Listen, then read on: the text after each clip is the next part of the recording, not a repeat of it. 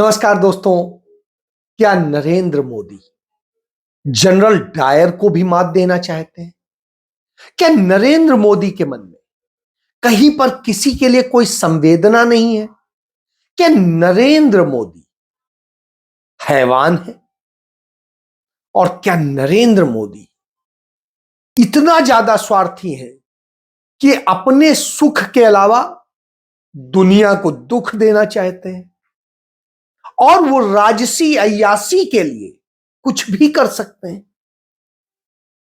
वहीं दूसरी तरफ राहुल गांधी किसानों को वह हक देने की बात कर रहे हैं और उसका उन्होंने ऐलान कर दिया जो किसानों का सपना है। राहुल गांधी ने जनता के बीच जनता की समस्याओं को जनता के साथ शेयर किया। और क्या राहुल गांधी इस देश को एक नई राजनीति देने जा रहे हैं?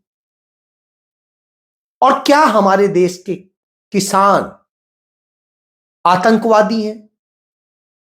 और क्या तमाम सारी जो खुद को विपक्षी दल कहते हैं और कहते हैं हम मोदी से लड़ेंगे लेकिन वास्तव में मोदी के लिए काम कर रही हैं, वो राजनीतिक पार्टियां भी हैं?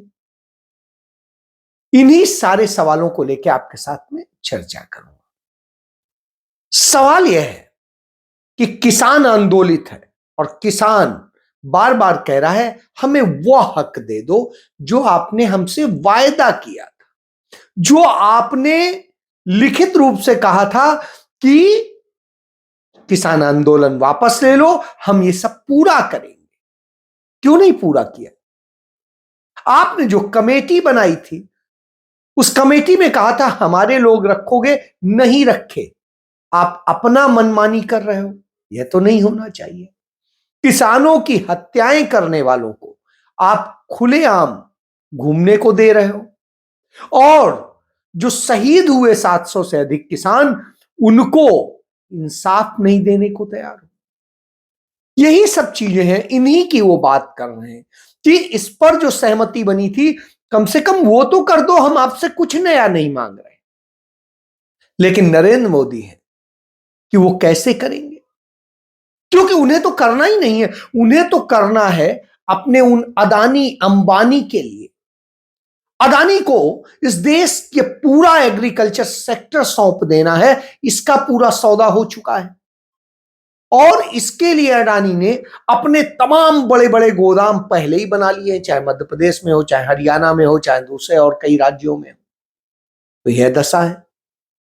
और वही अंबानीज ने रिटेल में किस तरीके से अपने आप को काबिज करने के लिए उसका भी उन्होंने पूरा नेटवर्क बना लिया है। यानी एक आदमी ये करेगा, एक आदमी ये करेगा, सौंप दिया हमने पूरा देश। वही दूसरी तरफ अदानी को किसानी ही नहीं, किसानों की जमीन ही नहीं, बागवान ही नहीं, बागवानों के पूरे बाग ही नहीं, उन्हें जल जमीन जंगल भी सौंप दिया है। आदिवासियों के भी हक मारे जा रहे हैं, सब मारे जा रहे हैं। जब इन्हीं सारी चीजों को लेकर के किसान पंजाब से निकलता है कि हम शांतिपूर्ण प्रदर्शन करेंगे जाके दिल्ली में, आपको याद दिलाएंगे आपने क्या वायदा किया था, तब वो पंजाब हरियाणा की सीमा पर पहुंचते हैं तो पंजाब की सीमा में ही होते हैं, तभी हरियाणा पुलिस घुस के उन्हें पंजाब की सीमा में मारती है, लाठी से पीटती है, आंसू गैस के गोले छोड़ती है और उनके ऊपर रबर बुलेट से गोलियां चलाई। उनको रोकने के लिए बड़े बड़े पत्थर के और सीमेंटेड बनाए गए हैं बैरिकेड, लोहे की कीलें सड़क पर ठोकी गई कंक्रीट में होकर। और इसके अलावा जो पुलिस के लोग हैं वो लगे हैं, पैरामिलिट्री फोर्सेस लगी हैं, बीएसएफ लगी है। क्या कोई पाकिस्तान से या चीन से सेना आ रही है हमारे यहां आक्रमण करने कि उसे रोकने के लिए लगा? उन बॉर्डर पे तो आपने लगाया नहीं है, यहां किसानों के लिए लगा रखा है। और यही स्थिति हरियाणा से दिल्ली जाने के समय में कि दिल्ली की सीमा में इसी तरीके से कर दिया गया है, इसी तरीके से और भी तमाम सीमाओं पर किया गया है।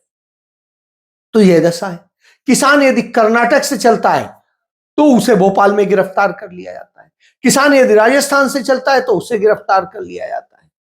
इसी तरीके से किसान कहीं से भी निकल रहा है, आप कर रहे हैं। निश्चित रूप से यह अपने आप में दुखद है कि किसानों के ऊपर इस तरह से, उनमें महिलाएं भी हैं। आप सोचिए, यह जब होता है तो दुख होता है। यह नरेंद्र मोदी है।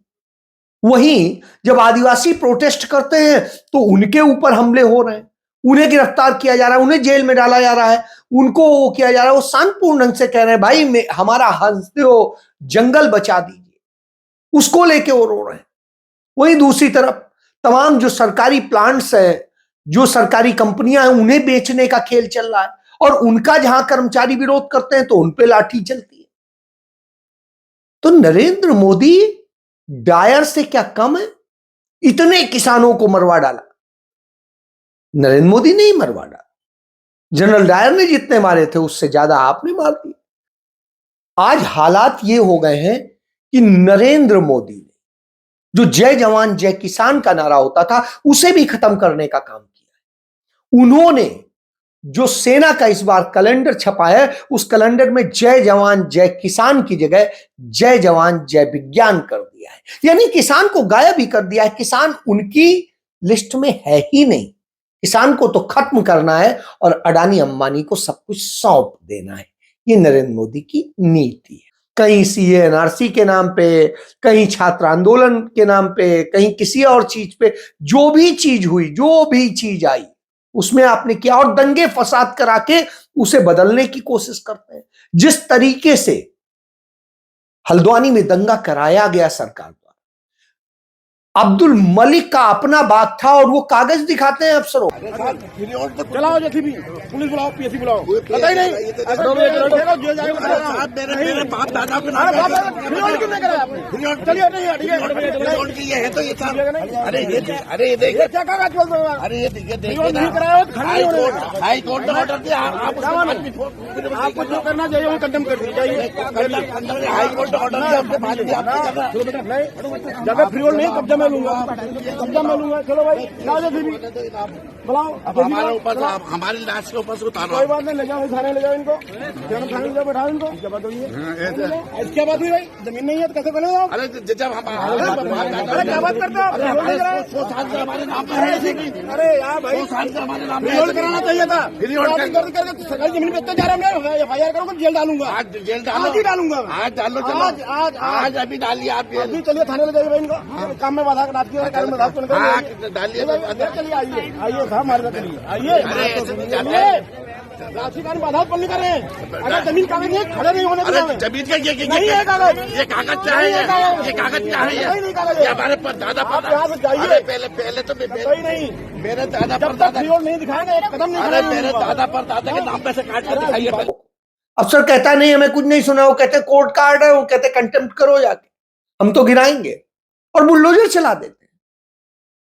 मस्जिद और दरगाह गिरा देते हैं, मजार गिरा देते हैं। तो एक तरफ भारत में यह हो रहा है, दूसरी तरफ नरेंद्र मोदी अपनी अय्याशी के लिए जाते हैं कहां? यूएई, सऊदी अरब, और वहां के सुल्तान के साथ में ऐश करते हैं, और वहां पर वो सुल्तान मंदिर बनवा देता है, मुस्लिम कंट्री है, मंदिर बनवा देता है। और नरेंद्र मोदी हिंदू उसकी जो बात करते हैं, वहां मस्जिद तोड़वाते हैं, कहीं कुछ तोड़वाते हैं, और एक नहीं, ऐसी कई मस्जिदें तोड़वा दी हैं, दिल्ली में तोड़वाई हैं अभी DDA से। तो इस तरह की हालत है। तो ये नफरत का खेल है जिसके जरिए बहुसंख्यक को मानसिक रूप से वो किया जा सके। इसके बाद जिस तरीके से सरकारें गिरवाने, नेताओं को तोड़ने और ये सब खेल चल रहे हैं, पैसे खेल चल रहे हैं, ये सारी चीजें, ऐसे में राहुल गांधी खड़े होते हैं। राहुल गांधी कहते हैं मैं आदिवासियों के साथ हूं, उनके जल जमीन जंगल को बचाने के लिए साथ हूं, मैं आपकी लड़ाई लड़ूंगा। छत्तीसगढ़, मध्य प्रदेश, राजस्थान, हमने वायदा किया था कि सही दाम मिलेगा और किसान का कर्जा माफ करके हम दिखा देंगे। और वही वायदा मैं आपको यहां करने जा रहा हूं।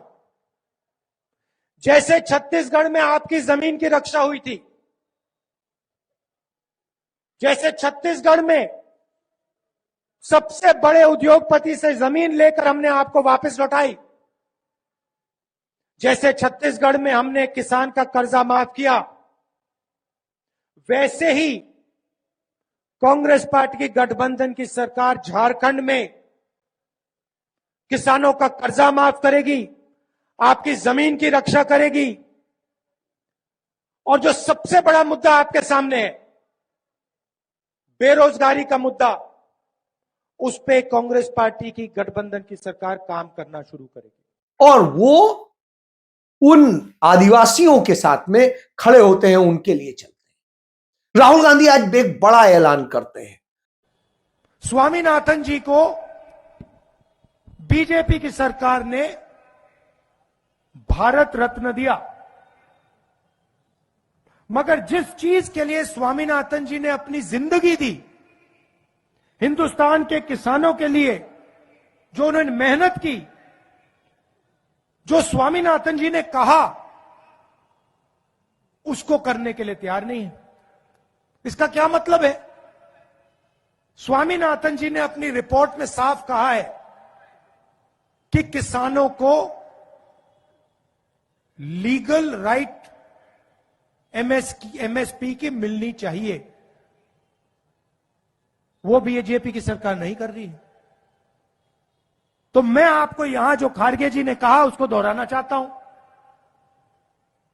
कि इंडिया की सरकार आएगी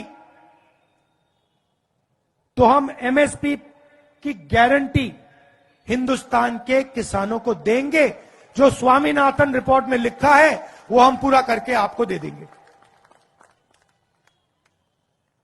और ये हमारी शुरुआत है। हमारा मैनिफेस्टो बन रहा है, उसमें हमारा डिस्कशन चल रहा है।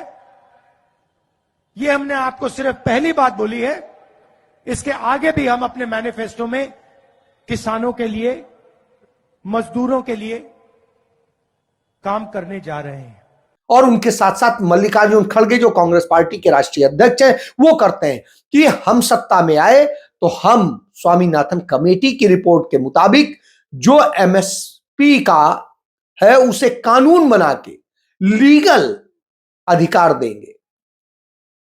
कांग्रेस पार्टी पहले ही जानी जाती है अधिकार देने। खाद्य का अधिकार दिया, सूचना का अधिकार दिया, शिक्षा का अधिकार दिया और तमाम अधिकार दिए। उसी में से उन्होंने कहा उसी तरीके से रखें। तो अधिकार देने की बात करते हैं, नरेंद्र मोदी अधिकार छीन लेने की बात करते हैं। राहुल गांधी जब ये करते हैं और उनकी लड़ाई लड़ते हैं, वो युवाओं को रोजगार दिलाने, उनकी योग्यता के अनुसार रोजगार दिलाने की बात करते हैं, तब जरूर बिल्कुल आता है कि आखिर क्या स्थितियां हैं। इन सब स्थितियों में निश्चित रूप से कई बार सवाल उठता है कि जब देने की बारी आती है तो नरेंद्र मोदी भाग जाते हैं, वहां पर जाके वो गार्ड ऑफ ऑनर लेते हैं उसी आर्म फोर्सेस से, और यहां पर आर्म फोर्सेस से किसानों के ऊपर लाठियां चलती हैं, गोलियां चलती हैं, टीयर गैस चलती है। दिल्ली की फिर से किलेबंदी कर दी गई है। दिल्ली को आने वाली हरियाणा और पंजाब की सड़कों को खोदा गया है, उस पर कीलें गाड़ी गई हैं, सीमेंट के बोल्डर, बैरिकेडिंग करी गई है। किसानों को कुछ भी करके रोका जा रहा है, और अगर जो खुद फिर भी आगे बढ़ रहे हैं उन पर आंसू गैस के बम और गोले फेंके जा रहे हैं। और हरियाणा की निरंकुश पुलिस यह भी कहते हुए सुनी गई है कि इस बार लाठी नहीं मारनी है, इस बार खोद देना है। यह असलियत है दिल्ली की बैठी हुई सरकार की। लेकिन मैं पूछना चाहती हूं, दिल्ली आने में गुनाह क्या है? क्या दिल्ली के रामलीला मैदान या जंतर मंतर पर अब किसान विरोध प्रदर्शन भी नहीं कर सकते? क्या राष्ट्र की राजधानी पर अन्नदाताओं का कोई हक नहीं है? क्या दिल्ली किसी की बपौती है? हुक्मरानों की जागीर हो गई है दिल्ली? तीन बातें कहूंगी यहां पर, और ये कहनी जरूरी है। किसानों ने लगातार समाधान का वेट किया, इंतजार किया। 794 दिन हो गए हैं और उसके बाद भी आज भी किसानों को एमएसपी पर कोई भी सुनिश्चित समाधान नहीं मिला। 794 दिन पहले किसानों ने अपना आंदोलन वापस लिया था, आपकी समिति को सहर्ष स्वीकार किया था।